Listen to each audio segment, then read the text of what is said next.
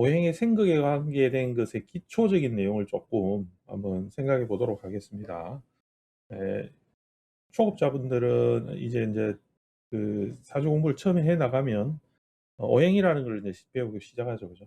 이 목화토금수 이렇게 배우고 음양도 배우고 그 부분은 앞에서 제가 간단하게 어떻게 볼 것이냐 이야기했기 때문에 그 관계에 대한 거를 오늘은 조금 간단하게 한번 해 보겠습니다. 그러고 나서 이제 목을 하고 목화토금수 이렇게 한번 나가 보도록 하겠습니다. 자, 우리 일반적으로 우리 많이 보는 도표들이 있습니다. 어떤 도표냐 하면 제일 많이 보는 게 이런 도표죠. 이런 도표를 많이 봅니다. 어느 책이든지 이제 이런 도표를 보고 생각에 대해서 이렇게 배우게 됩니다.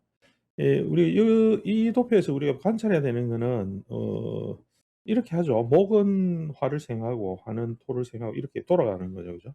우리가 지금 이 표는 실제로 평면으로 요렇게 그려 놨지만 이게 단지 그 평면으로 이해할 수 있는 부분은 아닙니다. 왜냐면 좀 공간을 생각해야 되거든요. 예, 이제 3 차원 정도로 생각해야 되죠. 예. 그래서 공간적인 그 구조를 좀 생각하면서 해야 되는데 인제 우리가 머리에서는 그렇게 하기에는 너무 힘드니까 그냥 요렇게 평면화된 상태에서 이해를 해 보도록 하는 겁니다.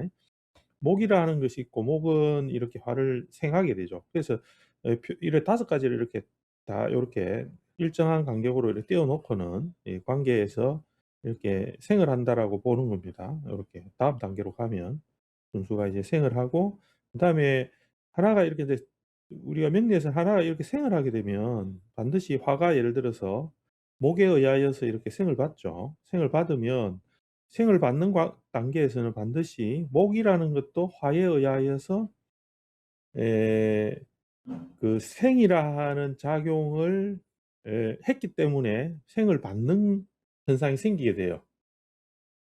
이제 그게 좀 어려울 수는 있지만 그래서 상생이라는 말이 붙거든요. 상생이라는 말이 붙는데 목이 화를 생하면서 금으로부터의 극을 이제 벗어나는 거죠. 그죠? 이렇게 벗어나기 때문에 그래서 인제 상생하는 관계가 이제 발생하게 되는데 이 부분은 이제 선뜻 이해하기는 어렵지만 일단은 우리는 인제 기초 과정에서는 '상생한다.'라는 거는 그냥 '내가 일방적으로 한쪽만 생을 하지 않는다.' 요렇게 이해를 하고서 공부를 해 나가면 좀 쉽죠. 극도 동일합니다.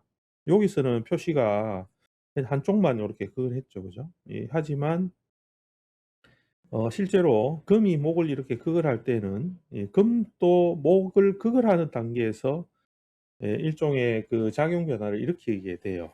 기본 오행. 그래서 무조건적인 그 일방적인 극은 잘 없습니다. 한쪽만 극을 하는 경우는 잘 없습니다. 목이 토를 이렇게 극을 하겠죠. 그렇지만은 토를 극을 함으로써 목의 변화도 생깁니다. 근데 목은 우리가 토가 목을 극을 한다라고 하진 않죠. 그죠? 예, 그렇지 않지만 예 인제 요 극의 상대가 생기죠. 근데 인제 토는 변화를 하게 되죠. 뭘로 이렇게 금으로 이렇게 바뀌고 다시 이렇게 목을 극을 하는 현상이 생깁니다. 예, 돌아가는 현상이 생기죠. 요것 때문에 생하고 극하는 이 작용 때문에 뭐가 생기냐면 이제 이 행하는 게 생기는 거예요. 이 5 가지들이 그 생극에 의하여서 뭘 하느냐 하면 "행한다." 이렇게 표현을 하는 거죠. 그래서 오행이라고 하는 것은 필수적으로 뭐가 따라 붙느냐 하면 바로 인제 이 생극이라는 게 따라 붙게 됩니다. 그래서 생하고 극하는 이 동작이 결국은 뭘 만든다? 행하는 동작을 만들어 낸다라는 게 대전제가 되는 겁니다. 그래서 요 관계는 인제 오행의 가장 기본 관계가 되죠. 그래서 우리가 요 도표는 많이 보는 도표니까 이 관계에서 어쨌든 예 그 머릿속에는 요 그림을 좀 넣어 놔야 됩니다. 기초 과정에서는. 나중에 이제 여기서 육친 명리에서 그 중요한 육친이라는 거를 공부하게 되는데 육신 뭐 십성 이런 거를 공부하게 되는데 육친의 관계가 결국 요 생극에 의하여서 오행의 상호관계가 인제 설정이 되겠죠. 그래서 나중에는 가장 중요한 그 이론들이 되긴 하고 우리가 육친의 기초 과정에서는 이제 육친을 많이 해야 되죠. 그죠? 많이 해야 되는데 그 시작점이 이제 5 가지들의 관계성에 대한 것들인데 그 관계성에서는 생각밖에 없는 거죠. 그죠? 생하고 극하는 요거의 관계만 잘 이해를 해도 이제 나중에 가면 여러 가지 복잡한 관계성에 대한 것들을 이해할 수 있는 초석이 됩니다. 우리 뭐 나중에 되면 여기서 생각 말고도 여러 가지가 있긴 하죠. 파생된 것들이 나옵니다. 특히 인제 제일 일반적으로 합이라는 관계가 만들어지는데 이 합도 결국은 이 생극의 관계에서 이루어지는 것이 되기 때문에 합을 따로 인제 공부를 하겠지만 생극이라는 것의 기본적인 작용에 대한 것들에서 나온 것이다. 이렇게 생각해 버리면 생극을 위주로 공부를 하는 것이 일단 제일 중요하다라는 것으로 이야기가 되겠습니다. 자, 한 가지 예를 한번 들어 봅시다. 그 오행에서는 목이라는 우리가 기본적인 5 가지 중에 하나인 목이라는 이런 기운이 있습니다. 요거를 뭐 우리가 나무라고 이야기하기도 하는데 나무라고 해도 상관은 없습니다. 처음에 배울 때는 그냥 나무 이렇게 해도 무방하죠. 그죠? 그래서 나무다 이렇게 하거나 안 그러면 우리가 인제 쪼끔만 이제 좀 깊이 생각하면 이걸 나무라 하지 않고 아래에서 위로 오르는 작용을 하는 것으로 인제 인지를 하면 이제 그 기운적인 작용력을 이야기하는 거죠. 그죠? 그래서 작용력에서 목이라 하는 그 작용력은 예 반드시 이 생을 하게 되는데 화를 생을 하게 됩니다. 이 화를 생을 하게 되는데 이 관계에서는 화를 생을 하게 되면 당연히 목이라는 거는 위로 오르기 때문에 즉 나무가 우리가 자라기 때문에 화라는 것을 예를 들어서 꽃을 피운다 이렇게 비유하기도 하고 혹은 기운으로 보면 위로 오르는 성질은 위로 오르다가 결국 확산하는 성질로 바뀌거든요. 퍼져나가는 성질로서 예 바뀌게 됩니다. 그렇게 하면서 예 이 목의 그 작용이 변화되죠. 그죠? 바뀝니다. 그러면 목이라는 것은 생을 했기 때문에 자기가 생의 과정으로 자기가 목의 성향을 바꿨죠. 바꿨지만 한편으로 보면 목이 이제 생을 하면서 소멸하게 되죠. 그죠? 그 작용을 줄여 나갈 수밖에 없습니다. 똑같이 있을 수는 없다는 거죠. 그죠? 똑같은 목으로 있을 수가 없습니다, 생을 하게 되면. 그죠? 그래서 반드시 인제 생을 한다라는 개념은 에 원래 본질, 자기가 가지고 있는 본질의 변화를 관찰해 줘야 되는 거죠. 요게 일단은 생을 관계에서 우리가 좀 생각을 해 봐야 되는 중요한 단계가 됩니다. 이 화라는 것은 또 토를 생을 하겠죠. 화는 토를 생을 함으로써 그 작용은 퍼져나갔던 이 화라는 우리가 뿌리니까 그죠? 확산하고 꽃이 닿으면 꽃이 이렇게 피는 거죠. 이렇게 완전하게 펼쳐지는데 꽃이 이렇게 펼쳐지는데 이 꽃들이 결국은 토라는 것을 만나게 되면 움츠러듭니다. 움츠려든다. 움츠러들게 되는데 이런 작용을 하게 되는 것이 토가 됩니다. 그래서 토는 대략 화를 만나게 되면 화의 그 열성을 감추려고 하는 특성이 있어요. 그래서 그렇기 때문에 이제 화가 소멸하게 되죠. 그죠? 예 토를 만나게 되면. 예 그러면서 화는 토로서 변화하게 되는 겁니다. 그러니까 화가 어디 간 건 아닙니다. 간 것은 아니고 이렇게 넘어간 거죠. 그죠? 모양을 바꾸면서 넘어가는 겁니다. 예 토라는 것도 또 금을 생하게 되면 이 화의 작용을 모아서 토가 됐기 때문에 토는 다시 그 화를 완전히 감추려고 하는 작용과 함께 그 딱딱한 형태로 그 그 굳어지죠. 그죠? 그래서 화는 반대로 확산이 되었다면 금은 수렴하게 되는 작용이 됩니다. 그래서 토생금 이렇게 해서 금을 그래서 우리 요거는 자연에서는 열매라 하면 됩니다. 열매. 예 토는 우리가 뭐 흙이라 해도 이 흙이죠. 그죠? 우리 제일 일반적으로는 흙이다 이렇게 하고. 그래서 뭐 화생토 이렇게 하면 "불이 꺼져서 재가 된다." 이렇게 해서 처음에 공부를 하니까 그런 것들은 크게 틀린 것은 아니니까 고렇게 해서 이해를 하는 것은 뭐 크게 문제 없습니다. 예 나중에서 인제 좀 생각을 쪼금씩 바꿔가야 되긴 하지만 처음부터 너무 많은 생각을 하면 어렵거든요. 그래서 그렇게 하지 말고 우선은 목생화 이렇게 하게 되면 당연히 나무가 불을 태운다.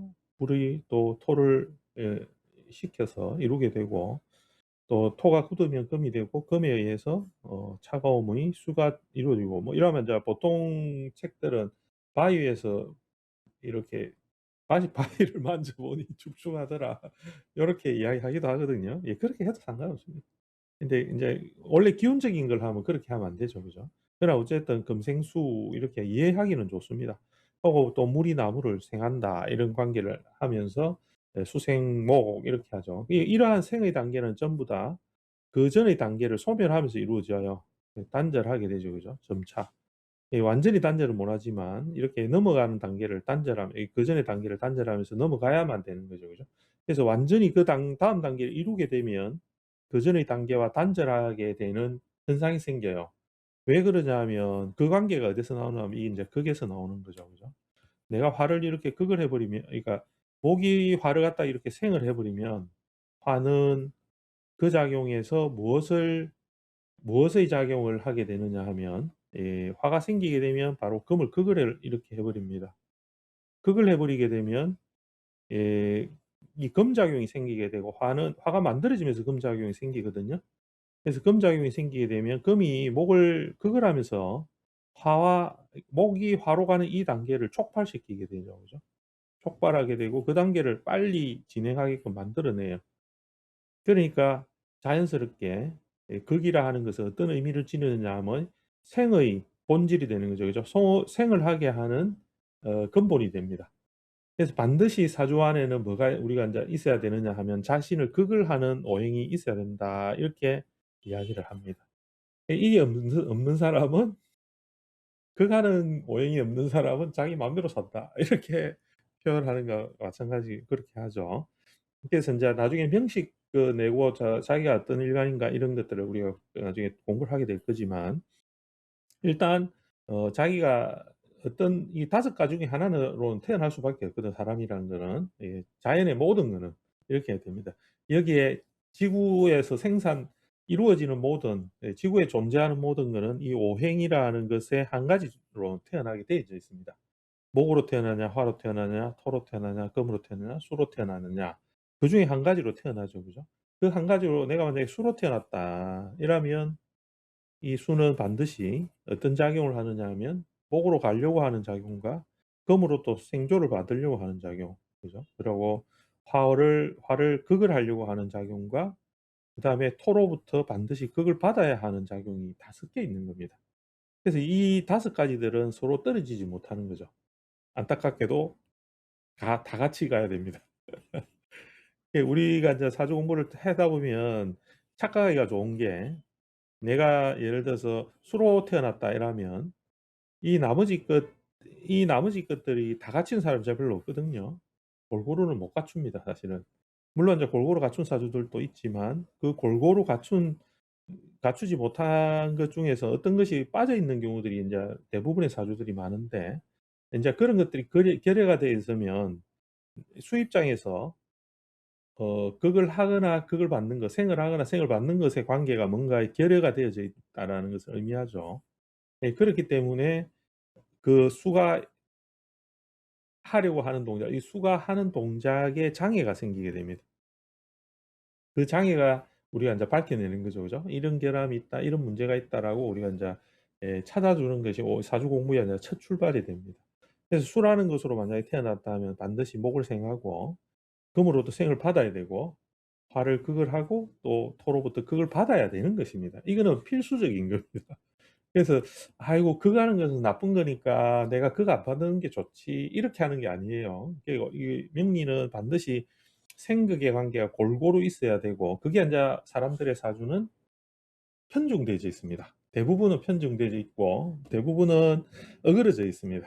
그래서 극을 많이 하는 사람이 있고 극을 많이 받는 사람이 있고, 생을 너무 많이 해 버리는 사람도 있고 생을 너무 많이 받는 사람도 있고, 혹은 아무것도 안 하고 자기만 있는 사람도 있습니다. 수만 가득한 사람도 있죠. 예를 들어 술가이다 이러면, 그죠?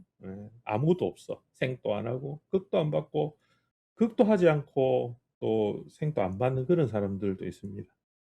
그런 것들의 균형, 즉 조화, 이런 것들을 우리가 관찰하게 되고, 그걸 통해서 이 사람이 아니 뭐 아예 그냥 그대로 있으면 상관없어요. 뭐 물만으로 되어져 있다.